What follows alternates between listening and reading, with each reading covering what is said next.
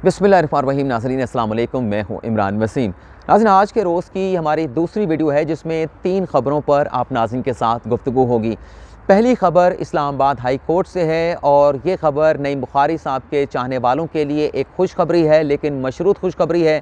तो इस खबर की डिटेल आप नाज़रीन के साथ शेयर करेंगे। दूसरी खबर यह है कि पाकिस्तान पीपल्स पार्टी और मुस्लिम लीग नवाज़ की जानिब से वज़ीर आज़म इमरान खान के ख़िलाफ़ एक नया महाज खोल दिया गया है। पाकिस्तान बार कौंसल वकला की सबसे बड़ी तंजीम भी हुकूमत के ख़िलाफ़ मैदान में आ चुकी है। इस खबर की क्या डिटेल हैं वो भी आप नाज़रीन को बताएंगे।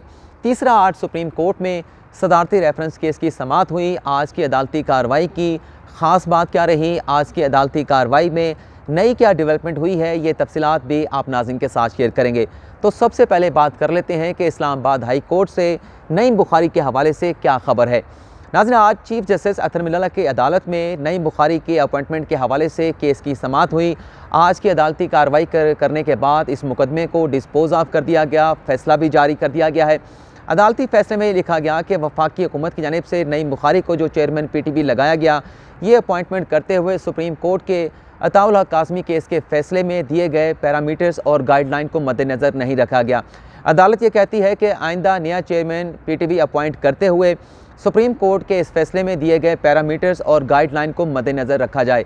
चेयरमैन अपना नईम बुखारी साहब के हवाले से इस फैसले में ये कहा गया है कि अगर हुकूमत नईम बुखारी को चेयरमैन PTB लगाना चाहती है तो नई अपॉइंटमेंट में नईम बुखारी के नाम पर गौर किया जा सकता है, नईम बुखारी के नाम को कंसीडर किया जा सकता है। लेकिन एक कंडीशन रखी गई है इस अदालती फ़ैसले में। वो कंडीशन ये है कि 65 साल से ज़्यादा की उम्र की जस्टिफिकेशन जो है वो वफाकी हुकूमत को देना होगी, क्योंकि नईम बुखारी साहब 70 साल से ज़्यादा हैं, गालिबन उनकी 71 से 72 साल एज हो चुकी है।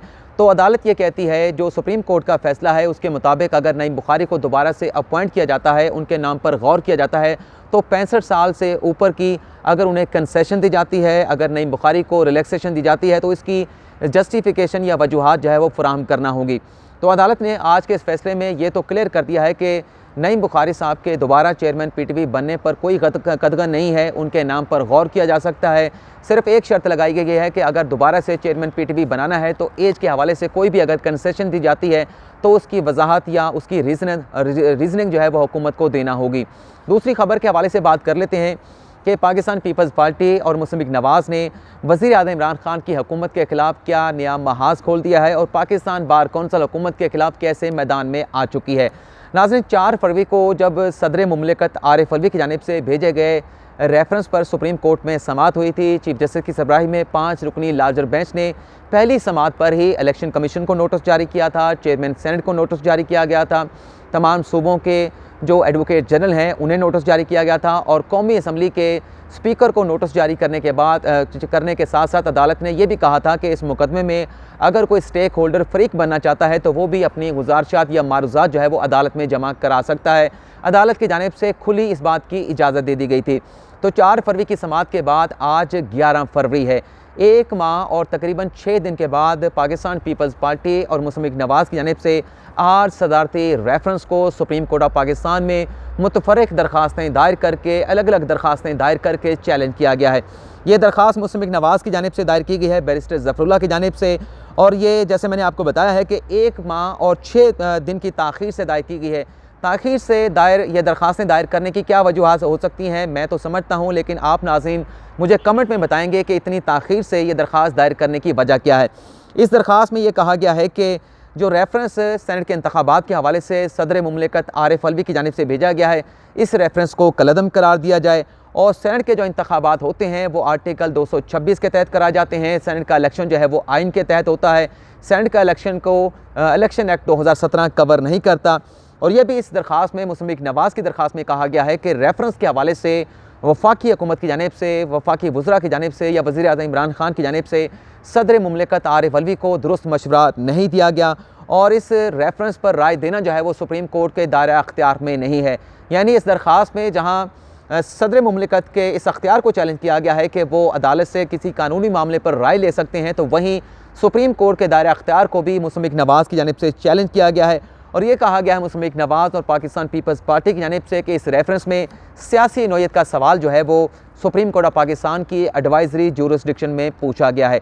अब देखते हैं कि जब इस दरख्वास्तों को समाअत के लिए मुकर्रर किया जाता है तो अदालत क्या सवाल उठाती है। लेकिन मेरे जहन में एक सवाल आता है जो लगता यह है कि बेंच के किसी भी जज की जानिब से नून लीग या पाकिस्तान पीपल्स पार्टी के वकला की जानिब से ज़रूर पूछा जाएगा और सवाल ये होगा कि 1 माह और 6 दिन की ताख़ीर से ये दरख्वास्तें रेफरेंस के ख़िलाफ़ क्यों दायर की गई।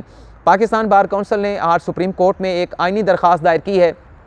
उस आइनी दरख्वास्त में पाकिस्तान बार कौंसिल की जानिब से खुशदिल खान जो है पाकिस्तान बार कौंसिल के नए वाइस चेयरमैन हैं, इस दरख्वास्त में जो सदारती ऑर्डिनेंस सेनेट के इंतखाबात के हवाले से जारी किया गया था उसे चैलेंज किया गया है।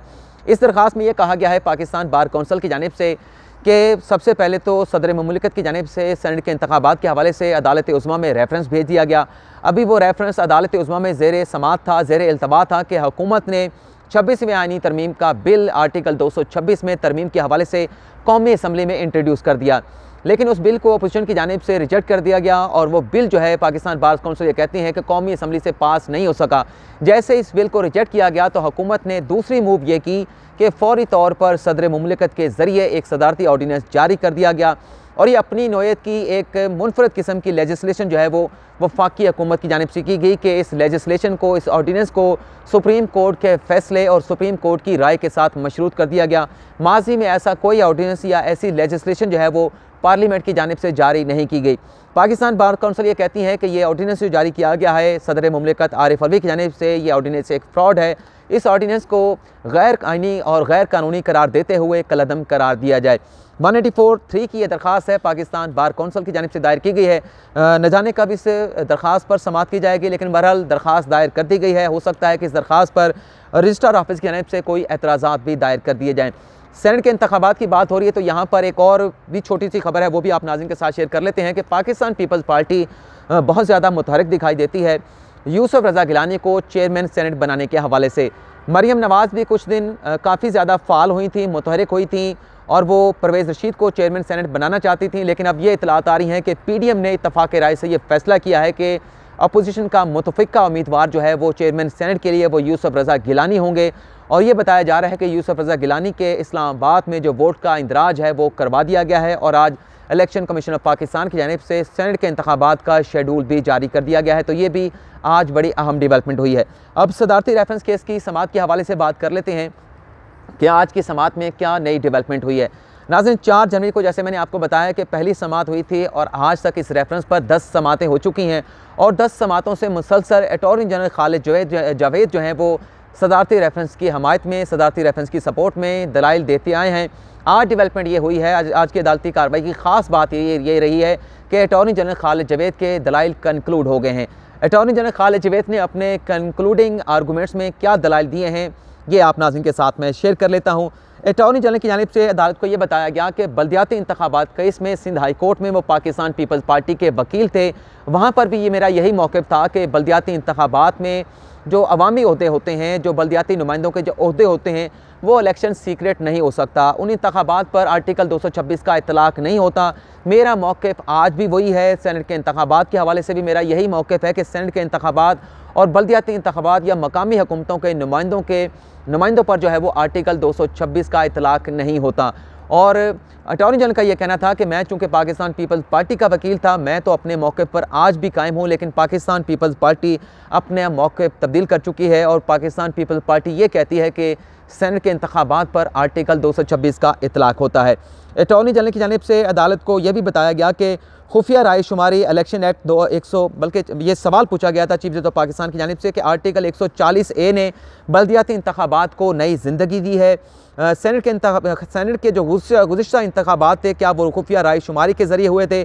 अगर वो खुफिया राय शुमारी के ज़रिए हुए थे, चीफ जस्टिस ऑफ पाकिस्तान ने पूछा, तो क्या वो उन इंतखाबात पर आर्टिकल 226 का इतलाक़ हुआ था? जिसका जवाब दिया गया अटॉर्नी जनरल खालिद जावेद की जानिब से कि गुज़िश्ता जो सेनेट के इंतखाबात हुए थे वो सीक्रेट बैलेट के ज़रिए हुए थे, खुफिया राय शुमारी के ज़रिए हुए थे, लेकिन इस पर आर्टिकल 226 का नहीं बल्कि इलेक्शन एक्ट 2017 के जो सेक्शन 122 है उसके तहत सेनेट के गुज़िश्ता इंतखाबात जो है वो खुफिया राय शुमारी के तहत कराए गए थे।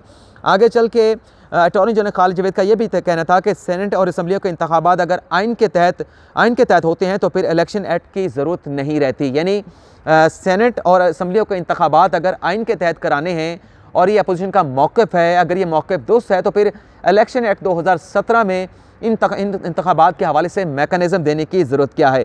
जस्टिस इजाज़ुल एहसन की जानिब से कहा गया कि कानून साज़ों ने खुफिया रायशुमारी की जो है वो शिक शामिल की थी सेनेट के इंतखाबात के हवाले से। कानून साज़ों की मर्ज़ी है कि वो इस शिक को बरकरार रखें या इस शिक को ओपन बैलेट के साथ तब्दील कर दें। तो जस्टिस इजाज़ुल एहसन ये कह रहे हैं कि अगर कोई तरमीम हो सकती है सेनेट के इंतखाबात के हवाले से तो वो पार्लियामेंट ही कर सकती है। आगे चल के अटॉर्नी जनरल का ये भी कहना था कि आइन के तहत इंतखाबात जो है वो उसका ज़िक्र जो है वो इलेक्शन एक्ट में ज़िक्र उसका नहीं होता। इलेक्शन एक्ट अगर ख़त्म कर दें तो फिर सेनेट के इंतखाबात कराना मुमकिन नहीं होगा। आगे चल के उन्होंने जो 5वां पॉइंट उठाया अटॉर्नी जनरल खालिद जवेद ने कि असम्बलियों के इंतखाबात इलेक्शन एक्ट के तहत ही चैलेंज होते हैं। सेनेट का शेड्यूल जो है वो आज जारी कर दिया जाएगा। और मैं ये बल्कि सदारती रेफरेंस के हवाले से अटॉर्नी जनरल का ये कहना था कि ये जो सदारती ऑर्डिनेंस जारी किया गया है इसे मशरूत किया गया है सुप्रीम कोर्ट के फैसले के साथ, और इसी खदशे के पेश नज़र जो है इस ऑर्डिनेंस को जारी किया गया है कि अगर फैसला सुप्रीम कोर्ट से हमारे हक़ में आता है तो फिर हमें इस किस्म की लेजिस्लेशन करने में किसी किस्म के मसाइल का सामना ना करना पड़े। इलेक्शन कमीशन के हुकाम भी आज अदालत में पेश हुए। उनकी जानिब से अदालत को ये बताया गया कि हमने सेनेट के इंतखाबात का शेड्यूल जारी कर दिया है और शेड्यूल के मुताबिक सेनेट की जो पोलिंग है गुज़िश्ता इलेक्शन की तरह 3 मार्च को कराई जाएगी, जिस पर चीफ जस्टिस ऑफ पाकिस्तान ने कहा कि शेड्यूल का ऐलान आपने कर दिया है तो फिर इस शेड्यूल पर अमल दरामद भी कराएं। और जस्टिस इजाज़ुल एहसन का ये कहना था कि बैलेट अगर ओपन बैलेट के ज़रिए इलेक्शन होता है या सीक्रेट बैलेट के ज़रिए इलेक्शन होता है तो जो भी बैलेट प्रिंट कराना होगे वो 1 दिन में हो सकते हैं। तो आइंदा समाअत पीर को होगी सदारती रेफरेंस केस की, और इस समाअत से पहले इलेक्शन कमीशन ऑफ पाकिस्तान से सेनेट के इंतखाबात का मुकम्मल शेड्यूल जो है वो सुप्रीम कोर्ट ने आइंदा समाअत पे तलब कर लिया है। तो नाज़रीन आज की इस वीडियो में इतना ही। फ़िलहाल आपसे इजाज़त चाहूँगा। पाकिस्तान जिंदाबाद।